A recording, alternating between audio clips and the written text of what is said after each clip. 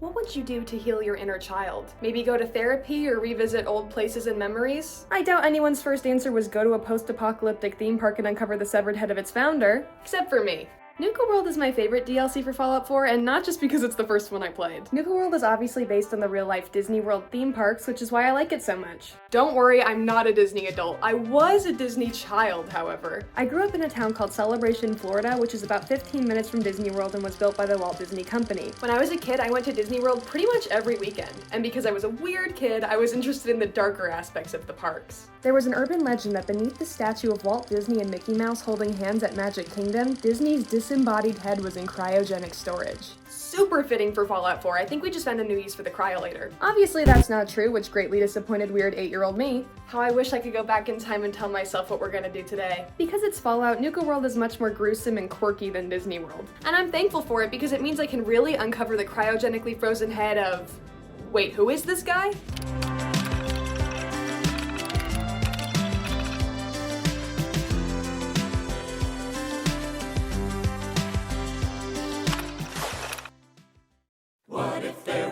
With all the zip of Nuka-Cola. Nuka-World was created by John Caleb Bradburton, the chemist behind Nuka-Cola, in the year 2050. This guy is like the Walt Disney of Nuka-World, except he's actually way cooler because he did have his head cryogenically frozen. Kind of, you'll see, I don't want to spoil it. All you need to know is that today my mission is to find that head and fulfill my childhood goal of seeing some really messed up stuff in the supposed happiest place on Earth. I'm suddenly realizing it's very Lucy McLean of me to run around the wasteland looking for a severed head. Look, my vault suit even says 31 on it. Anyway, Fallout 4 doesn't give you the quest prompting you to go to Nuka-World until you're level 30. I decided that 25 was probably enough and went to the Nuka-World Transit Center on the west side of the map. While we're here, let me introduce you to my character for the run. Her name is Aurora, like the Disney princess. I chose it because Codsworth can say it. I wanted her to use a sword or an axe because that's the most Disney World-ish weapon I could get before going to Nuka-World, so Aurora's been rocking Grognak's axe for a while. It's not the best weapon, but I'm patient and persistent. There's a group of gunners waiting for me at the transit center, complete with an assaultron, but I cleared them quickly. I don't have time for anybody who isn't a raider or questionably preserved head today. Inside, there's a guy named Harvey lying on the floor begging me to save his life and warning me against taking the tram to Nuka-World. If you watched my Halloween video last year, you know how I feel about this guy. I'm super gonna kill him. Well, that wasn't very nice.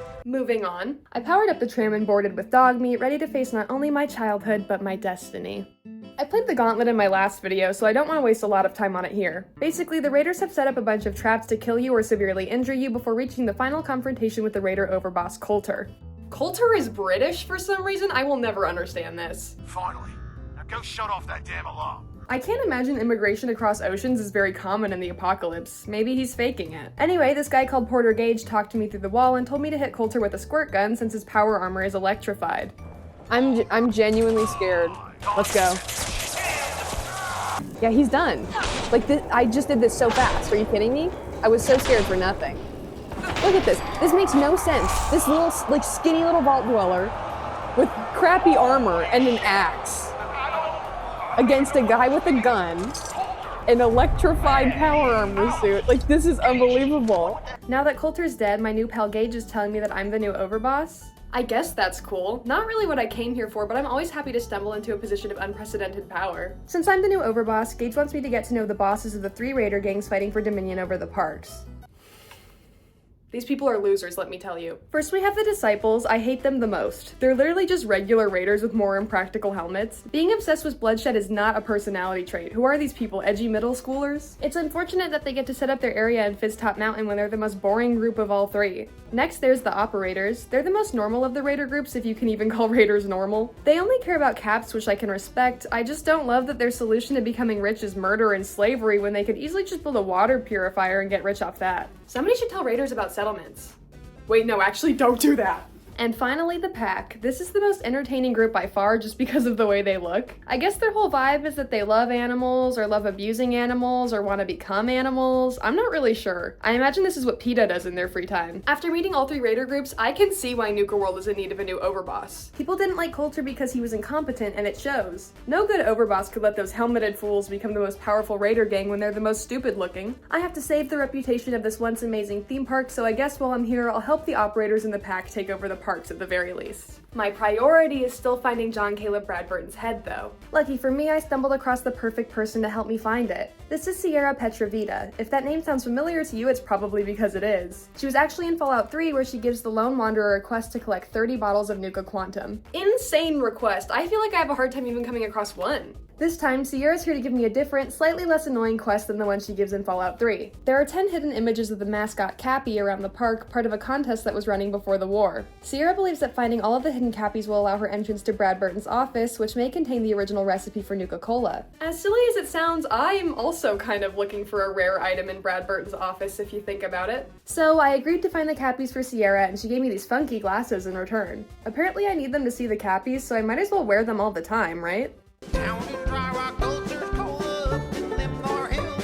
I decided to tackle the parks first, that way I could clear the important locations in the map and come back to them later when I need to find all the Cappies more easily. I put them in order of difficulty, at least in my opinion. From easiest/start to hardest/end, the parks are Dry Rock Gulch, Safari Adventure, World of Refreshment, Kiddie Kingdom, and the Galactic Zone. Dry Rock Gulch has the most straightforward story and the easiest enemies, so we're gonna start with that one first. I was assaulted by a couple bloodworms before I even walked through the gate. They're the only unique enemy to Dry Rock Gulch, which is nice, but there's just so many of them all the time. At least they only take a couple hits to kill. I walked a little past the entrance and a Protectron told me to go play cowboys with 3 other Protectrons. What do you say? Want to be my deputy? But first, Giddy Up Kid was waiting for me at the corral so I could help him find his missing Giddy Up Buttercup. This is all just meaningless cowboy roleplay that the game totally lets you skip, but Fallout is so rooted in cowboyism, I just had to play along. I found the Giddy Up Buttercup standing in a bush like some creepy stalker and brought it back home to the corral. Giddy Up Kid was literally facing right towards the Giddy Up Buttercup, so I have no idea why he couldn't just go get it himself, but I guess it's worth it for some cowboy games. The second Protectron was Doc Phosphate in the saloon. All he wanted me to do was bring a couple drinks to people. I can't believe I just went from horse wrangler to waitress. That's not an insult to waitresses, it's just not a cowboy. I did have a good time getting to know the patrons of the saloon, though. How about you? You look like you could use a drink. I don't even want to show you what happened at the shootout with One-Eyed Ike. Just enjoy the supercut of me suffering. Ready to slap, iron and tool.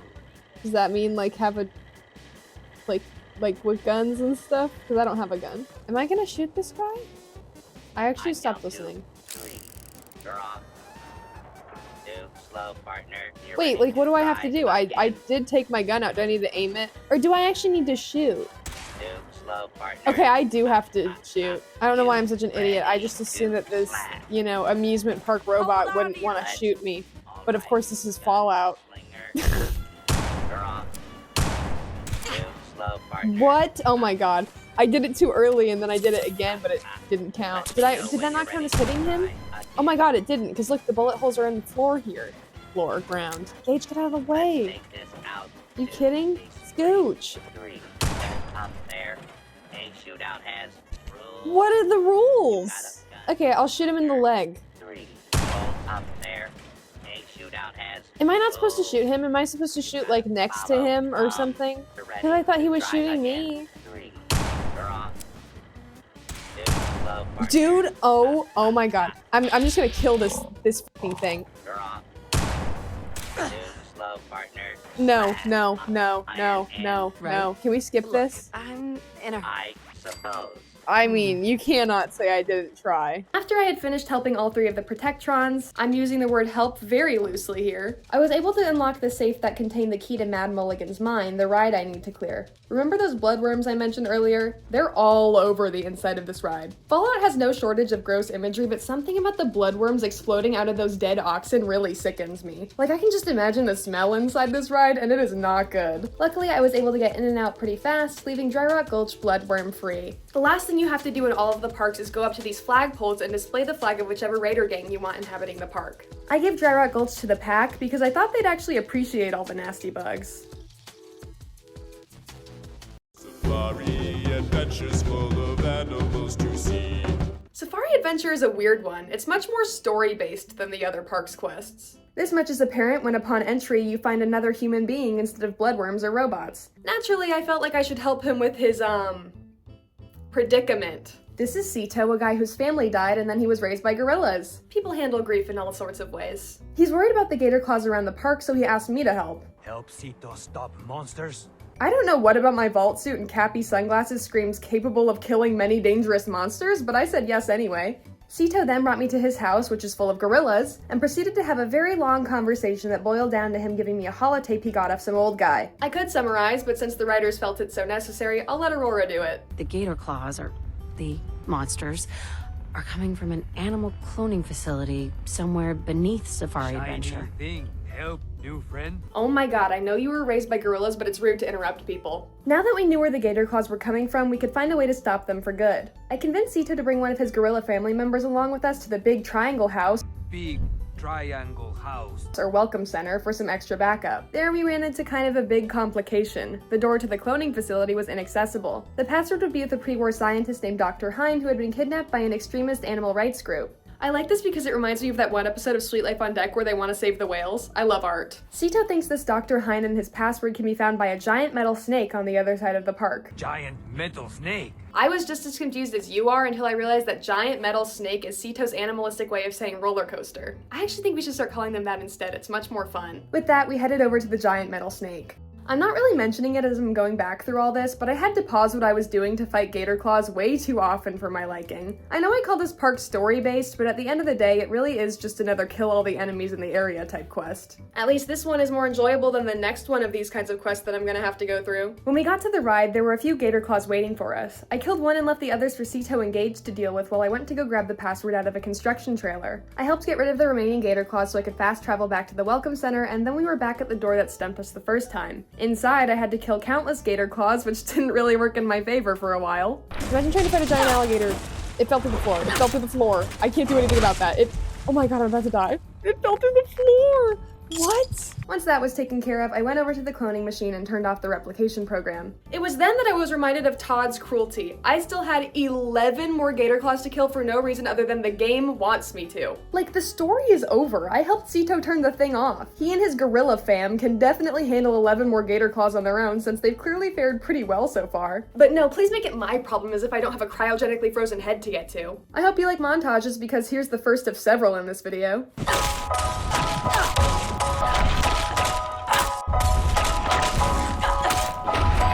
Done. Finally, the gator claws were no more. I successfully extincted a unique species and the game wants me to celebrate this? Maybe they count as invasive. The last thing left for me in Safari Adventure was to say my goodbyes to Sito, who was actually very helpful with his super cool super sledge and gorillas.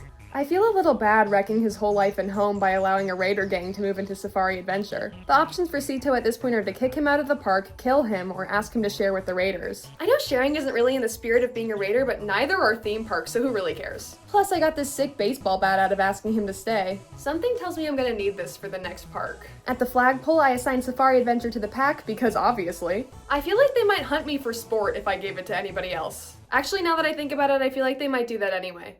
World of Refreshment's the most wonderful place. I wish I had more to say about the World of Refreshment. It's just a giant dark ride slash factory infested with mirelurks. That's the kind of thing you'd find in Fallout 4's base game, which makes this area a bit boring to me. But something funny about me is I'm genuinely afraid of mirelurks. I've always been scared of the ocean and freaky water creatures. They also jump out of the ground unexpectedly, which I hate. Good thing mirelurks are the only enemies in the entire park. Okay, not just mirelurks. There's also Mirelurk Kings, Mirelurk Hunters, and a Mirelurk Queen. And the worst part, I've been lying to you this whole time. They're not even Mirelurks. They're Nuka-Lurks mutated after exposure to the Nuka Quantum River running through the ride, and they're even stronger than regular Mirelurks. I hate it here.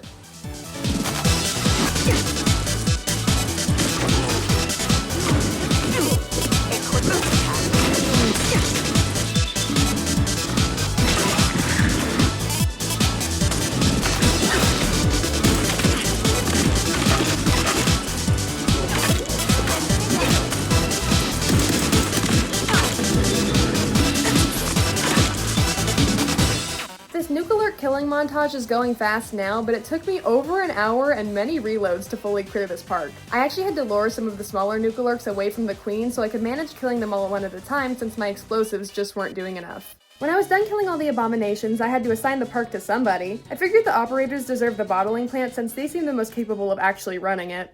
Kiddie Kingdom's lots of fun for tots like you and me.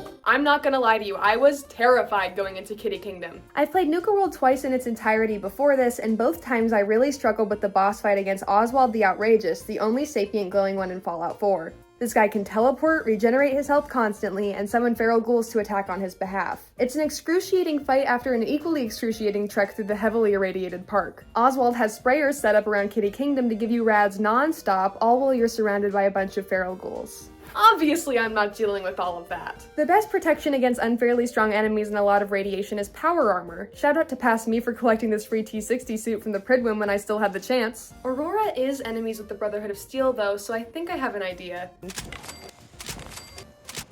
That's much better. The Kiddie Kingdom quest requires you to go to 3 main locations in the park: the tunnels, the funhouse, and the theater. I started with the funhouse since a pack of ferals accidentally pushed me against the building when I was fighting them. Believe it or not, this is my favorite part of Kiddie Kingdom. Even though there's landmines and spinning walkways and fire, at least it's presented in a cutesy manner. The first room is a glass wall maze with frag mines hidden throughout. I've really struggled with this before, but this time I only set off 1 explosive and I got out of the maze pretty fast. The next room contains 2 spinning bottles that you have to parkour across to get to even more spinny stuff. I would totally understand if you got nauseous and clicked off the video at this point. These green revolving hallways are a bit like a maze too, which I'm only saying because I took longer trying to get out of here than I did in the actual maze. After that, you're spit out into an upside down house, and then the last room. Was this funhouse built by ancient Sumerians? Because they love their wheels. Once I had experienced all the nausea that the funhouse had to offer, I went to King Cola's castle to check out the theater. Oswald gave me a lovely little monologue about how he gained real magic powers when the bombs fell and he changed into a ghoul. What are those powers? Necromancy, just straight up necromancy. And you thought Fallout was sci-fi. Seriously, all he does is revive dead feral ghouls, which is kind of weird because feral ghouls are basically already dead if you think about it. It's also really messed up of him to revive those ghouls then disappear knowing I'd just kill them again. I spent an embarrassing amount of time searching for the tunnels just in case I need to come back up here. Oh, I forgot you sink in power armor. But I eventually found an entrance off the side of the little cars that race through the park. My suspicions of Oswald being a ghoul supremacist were squandered when I overheard a conversation between him and some random feral. Oswald had mentioned a woman who had left them to look for a cure, likely for their, I don't know, ghoulism? Is that even a word? Oswald even mentioned wanting to drive the raiders out of Nuka-World once everyone is cured. I could actually get behind that idea. I mean, I'm only helping these clowns so I can more easily get cappies later on. But Oswald is too mean for me to feel that compelled to help, so I went back to King Cola's castle to confront him again. When I got to the top of the building, Oswald was ready to fight me. I, however, with my melee weapons and unrepaired power armor, did not feel comfortable with that outcome. I knew I would lose my mind trying to manage 10 feral ghouls at the same time, okay? I already lost my mind with the Nuka-Lurks. So I did what any good vault dweller named after a literal Disney princess would do. I was nice. I convinced Oswald to leave Kiddie Kingdom with his feral friends, that way he could go look for a non-existent cure somewhere else and leave the park to me and my raiders. He also gave me some goodies, which I had the perfect reaction to. I get the hat too. I forgot about this. Oh my god, I love this. This is one of my favorite items in the whole game. Yes. Looking good. I ran up the scaffolding and assigned the park to the operators. They could probably organize themselves to clean up the radioactive waste around the park, right? Blast off to Galactic Zone for otherworldly thrills. The Galactic Zone is my favorite for visuals, but my least favorite for gameplay. Let's start with the interesting stuff so I can get my viewer retention up. This park hosts other brands' showcases of their futuristic products. There's a robot coliseum for Robco and a model vault for Vault Tech, both very fun and stressful to explore. But the fact that Brad Burton let those companies have their hands in Nuka-World is really fascinating to me. It sort of reminds me of how Frederick Sinclair had to have the scientists from Big Mountain help with the construction of the Sierra Madre, but only if they could sneak in some things of their own. I can't go one day without talking about New Vegas, can I? As you've probably noticed, there's another montage going on in the background. The only thing you're required to do to assign Galactic Zone to a raider gang is collect 20 of the 30 star cores hidden around Nuka-World. Notice how I said Nuka-World and not just the Galactic Zone. There are a few in other places throughout the whole map, but since I only needed 20, I mainly stuck to the Galactic Zone, except for one I found in Dry Rock Gulch on accident earlier. That's almost embarrassing. I promise I'm a completionist, just not when I do these videos. I don't have that kind of time. Once I found and installed enough star cores, I went up to the flagpole and assigned Galactic Zone to the operators. Now that I had all the perks assigned and cleared, it was time to turn those hidden cappies into found cappies. There's only 10 of them and they're marked on the map, so it's not like this should be too difficult. I went back to Nuka Town, USA to start on the hidden cappy hunt. I don't know why I thought you had to find them in order, you definitely don't. That was the whole reason I waited till I cleared all the parks to do this. Oh well, it's montage o'clock again. That's one.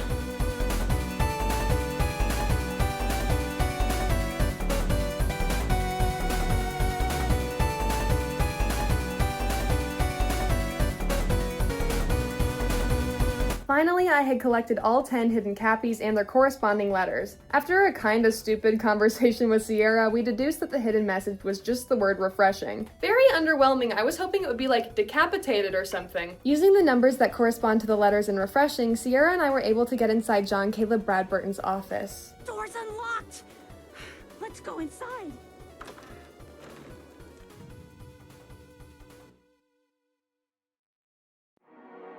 It's not the embarrassment of riches you'd expect from a famous guy's office. The coolest thing in here is this Nuka-Cola vending machine that plays cartoons. You know, something that special really stands out. That would be a terrible place to hide a secret button. So I clicked the secret button on the side of the vending machine and a bookshelf swung open on the other side of the room, revealing an elevator. Sierra, Gage, and I all piled in there and went down into a vault. I opened the door that would normally lead to the vault atrium, and there it was, John Caleb Bradburton's cryogenically frozen head. After all these years of yearning to find a theme park founder's dismembered head, I could at last feast my eyes upon its absurdity. What are you doing here? Bradburton was rightfully confused by my presence, but unlike Sierra, I did not come here to make a fool out of myself. I let him tell us his story, which came down to him asking me to turn off the machine sustaining his head so he could just die already. Sierra is not happy about Bradburton's request, so the two of them offer me different rewards for giving them what they want. If I listen to Bradburton and end his non-stop life of boredom, he'll give me the schematics for a Nuka-Cola themed weapon. If I listen to Sierra and keep her idol alive, she'll give me a jumpsuit. I know I make a big stink about unique clothing items in this game, but I'll make an even bigger stink about unique weapons. Plus, I don't have a personal history of annoyance with Bradburton like I do with Sierra, so it just felt right to honor the man whose theme park we stand in. In a rather bittersweet moment, I allowed Bradburton to die. Free at last. Mr. Bradburton, I'm sorry. As weird of an ending as that is, I think it's kind of fitting. I really don't know what else I would do with the head. Nuka-World obviously has so much more to offer than just the disembodied head of its founder. There are a lot more quest areas and stories in this DLC, some of them much more interesting than the one I told today. But what Nuka-World has more of than anything else is memories. Not of my Fallout life, but my real one. I feel like every little detail in this DLC is based on some obscure Disney World thing I cared about when I was a kid. Like the hidden cappies, try hidden Mickeys. Safari Adventure, that's Animal Kingdom, baby. I'd even go so far as to say the world of Refreshment is Club Cool at Epcot. I could make these comparisons about pretty much every detail in Nuka-World, and that's what's so, well, magical about it. Nuka-World is silly and at times an incompetent DLC, but it's also a fun glimpse into my own childhood and maybe some of yours too. And in times like this, we all deserve a bit of fun and nostalgia, so whether it's the cryogenically frozen head of a theme park founder or something more normal, I hope you can find it. On behalf of my 8-year-old self, thank you for liking, commenting, and subscribing.